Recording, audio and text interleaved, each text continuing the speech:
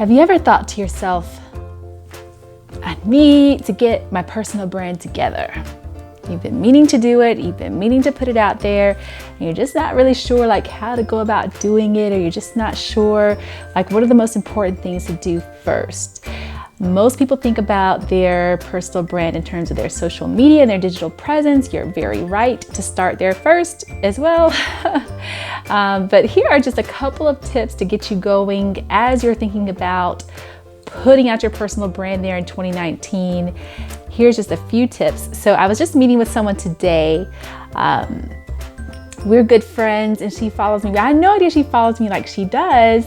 And she was like, girl, I tell everybody about you, which I was like, wow. And she does watch the videos and she was like, who does your photography? And I was like, I have not even had a photo shoot yet. And, we were talking through all of this, but she was really wanting to know, like, how do you do what you do? Like, what's your equipment? What do you use? And we already did a video about that workflow for video. If you're interested in that, I'll link to that so you can check that out. It's got all the equipment stuff, what I use for lighting, mics, tripods, blah, blah, blah. What my camera is, which is my phone, but it's great. Like, it works great. So, if you're having to DIY this, and she was in that position of having to DIY this because she was like, she's looked into the costs of getting this done.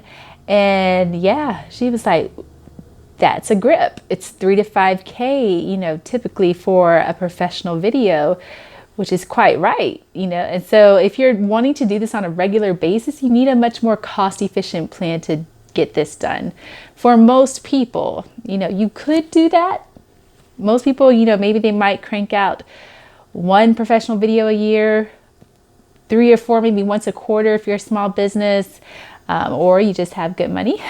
Personally, you might do one once a quarter, but it starts getting harder when you start talking about, investing in that once a month, in addition to the other marketing activities and other business activities you have, let alone once a week. So I'll link to that for you. But in terms of your personal brand, what I wanted to quickly talk to you about today, which I was also walking her through, is getting your own personal brand out there. You have zero digital footprint, and this is more people than you would think. You have zero digital footprint.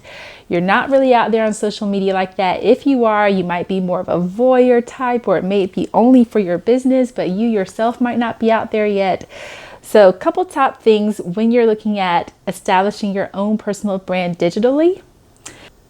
You want to get on the 4 top platforms of social media. So that's Facebook, Twitter, Instagram, LinkedIn, not necessarily in that order, but those are the 4 that you want to consider. If you're going to only do 1 or 2 to begin with, for sure do Facebook and LinkedIn. If you're more of a visual presence, or you're trying to connect with your more 30-something or below crowd, look at Instagram. But just know that's a very visual platform. You got to be prepared, to either have your own photography done, or you got to have a good eye yourself and know what to put out there. So, but in any case, those are the 4 platforms to consider: Facebook, Twitter, Instagram, LinkedIn. And you want to make sure you have a consistent name out there. So, for instance, my name, and I'm going to use my own personal brand as an example, because there's the personal brand, which is Miss ADS08. That's after my initials, Andrea D. Smith. Miss ADS08, and then there's the business brand, the ADS Agency. So, and they can support each other as it makes sense, but there's a reason why they're separate. You want to be able to pivot. So let's say I only had my business brand, the ADS Agency, and then one day I decided, just as I literally just did this year, that I want to write a book about Scotland. Well, what sense does it make to have the ADS Agency business pages talking about a book about Scotland? It has nothing to do with marketing and branding. It'd be a far stretch to try to make it that. This is a book about memoirs and experiences. So, lest I want to talk about the process of book writing and marketing all of a sudden, that's not really the core of my business. So that's something you would flow through a personal brand, where you could do stuff like write books and talk about your travel, or promote speaking engagements, whatever, all your personal things. So it's very important to keep brands separate for that reason. Running for office is another reason, which is, I'm laughing, but I'm serious. Like, people are for real. They don't know. Sometimes they really don't know that it's important to separate these things out. You can't just use your business account. And I'm not talking about this one person in particular. I'm saying I've met hopeful politicians, political candidates who have successful businesses, but their only presence has been really because of their business online, and they're wanting to use their business accounts to run for office. No, you can't do it, okay? They have to be separate. So, like I was saying, Miss ADS08 is the same everywhere, just like the ADS agency. Miss ADS08 is the same on Instagram. It's the same on Facebook. If you were to Google that, it would go to my personal page right now. It's the same on Twitter. And LinkedIn, it's Miss Andrea D. Smith, but that's professional. So, but the actual really social media stuff is Miss ADS08. And, like I said, so the same things for business. And if you want consistency, what you have to do is create a handle that can work everywhere. So I want that's for two reasons. It makes it easier on yourself because it's the same everywhere. It makes it easier on your audiences, your potential audiences. It makes it easier on your business card because then you're not having to put 3 and 4 different handles. Well, this is the one for Instagram, and for Twitter, add a 7 to the end. For Facebook, put an underscore. Ew, that's sticky, that's messy, that's too much to think about. You're already a mess. What does that say about you as a personal brand?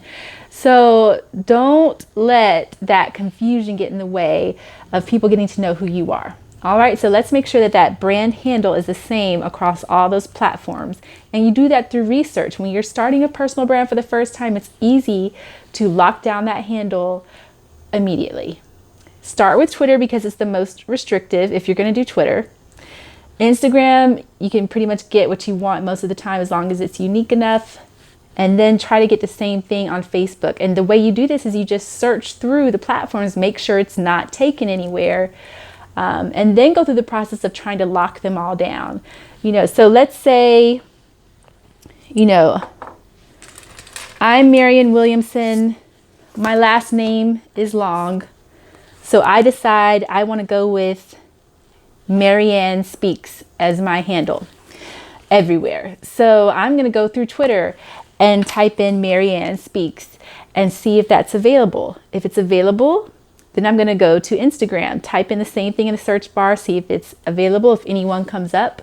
If that's free, go to Facebook and see if that's available. And then ultimately, if no one's popping up and it seems to be available, then go through the process of trying to actually secure the account. So then go through and create a Twitter account, create an Instagram account, create that Facebook page with that short handle, Marianne Speaks, for example, and see if you can lock it down. If you can lock it down on all 3 fronts and all 4 fronts, ideally, LinkedIn, you want your name there to be consistent too. So if you can lock it down on all 4 fronts, that's the golden ticket. That's what you want. So lock it down. All right. And so that's step number 1. If you're trying to get your personal branding out there for the first time, make everything consistent. Make everything consistent and lock it down immediately. Lock it down immediately. Now, if you're not going to use it, if you lock it down and then 3 months later you haven't done anything with it and you think you're never ever going to use it, throw it back in the pond if you're not really serious about doing your personal brand, because there are other people who are serious about their brand and they would much prefer to have that handle if they're going to actually use it. So I've run across that problem too, where the perfect handle is already taken, but no one uses that account and they haven't for years and years, but they still got it. So sad. So that's my quick little tip for today. And, just to wrap up that quick story with my friend today, I was so very encouraged by that. I was really encouraged to hear that she tells everyone about me and she follows my stuff. She really has been looking forward to working with me. There's other business that she knows she can throw my way that's definitely, paying accounts. So accounts that have money are important. So future clients that are able to pay you what you feel you are worth is important. So that was encouraging to me to hear today out of the blue. I thought we were just going out for a girlfriend's lunch, and it turned out to be a wonderful business prospect, which I'm so happy to hear. So that's it about personal brands. What other questions do you have about setting up your personal brand for the first time? We've not delved into email lists yet. That's very important. We've not delved into your website for your personal brand. That's also very important.